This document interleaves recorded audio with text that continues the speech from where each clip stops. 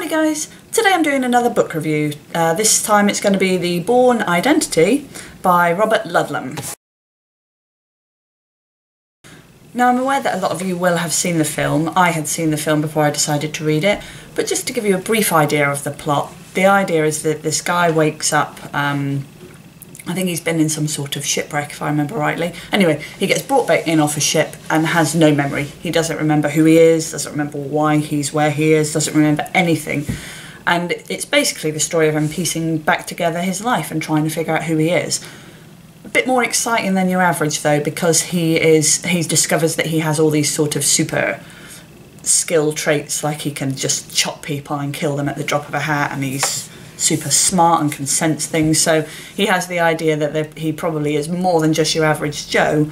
And yeah, it's an exciting sort of thriller of a story about him piecing back together his life, which was quite an exciting one by all accounts. So as usual, I thought I'd give you an idea of what my first impressions were. Now the thing that really struck me when I started reading the book was that it felt like essentially one massive fight scene. It was just constantly like this fight, that fight, and huge amounts of detail, and that's not really the kind of thing I'm into, so it did put me off a bit. I felt that there was just too much detail in the fights. Some people will love that, I do not. As I said previously, I had already seen the film, and I sort of half expected to be really hooked by the story, and I was a bit disappointed that actually, even as I was starting to get into it, I just wasn't that interested. I didn't find myself hooked and needing to know what was going to happen, which was a shame. The main thing for me that was really quite obvious when I started reading it was that it just felt really drawn out, and that was off-putting in a big way. And it's not a short book, it's quite long, so at the start when I wasn't that interested in the story and I could see that it was going on and on, I was worried about reading it. I did finish it, but yeah, I was put off very early on, and it pretty much stayed that way. So for positives, there are some. I do fundamentally believe that this is a good story, and I think that's why it makes such a good film, although I don't remember the film, but I gather it's a good film, it's very popular. But I think that's because it is fundamentally a good story, and that carries the book, even though it's drawn out and very wordy. It is interesting, you do want to know what's going to happen, and it is a good story.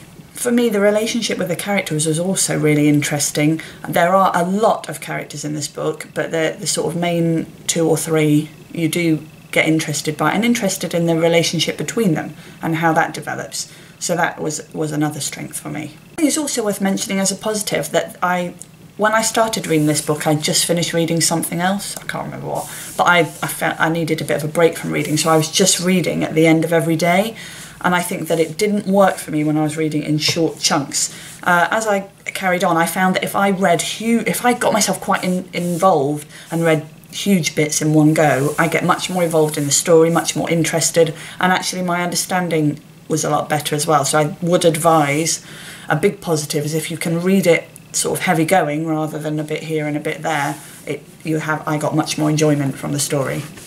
Another positive is that I did find the book picked up towards the end. I don't know whether that's because I read the last 50% in about 2 days, whereas the first 50% took me about 2 weeks. So I don't know whether that had a lot to do with it, but I found myself more interested in the story, wanting to know what was going to happen, and actually there were points where I carried on reading even when I sort of said, oh, I'm going to read 2 pages and then stop, and then I'd get to the end of 2 pages and carry on.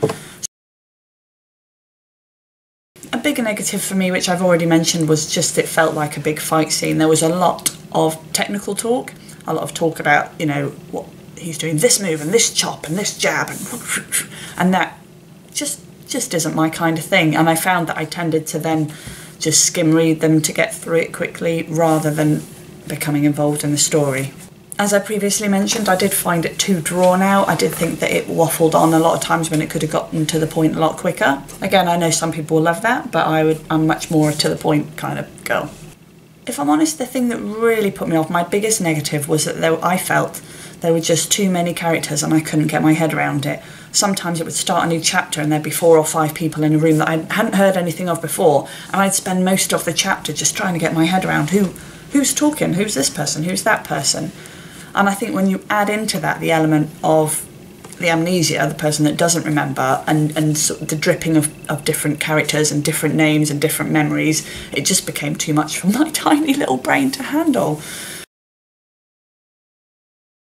So overall on Goodreads, I gave this a 3 out of 5 stars. I know I gave The Naked Sun 3 out of 5 stars, but for me that was a much better story. I much preferred it. This was a much lower 3. I considered 2, but I thought that was too harsh. It is a good book. I did finish it. I didn't want to cry because I had to finish it, but I did just plod along. There was no enthusiasm, there was no interest from me. I think there are a great number of people out there that will really enjoy it. I think if you're into the sort of fighting war, that kind of style, then you'll be more interested. For me, that was where it lost me, that there was too much fighting, too much about violence and not enough story. Because I enjoyed the story part, I enjoyed the thriller part, the trying to find out, but I lost interest in that because of too much detail about stuff I didn't care about. Well, thank you for watching, guys. I decided to try this time to make the review a little bit shorter because I find when I'm watching videos on YouTube, the shorter videos appeal to me more because time is often limited. So if you prefer more detail, then let me know and I'll go back to more detail. But I'll see you next time, guys. Bye-bye.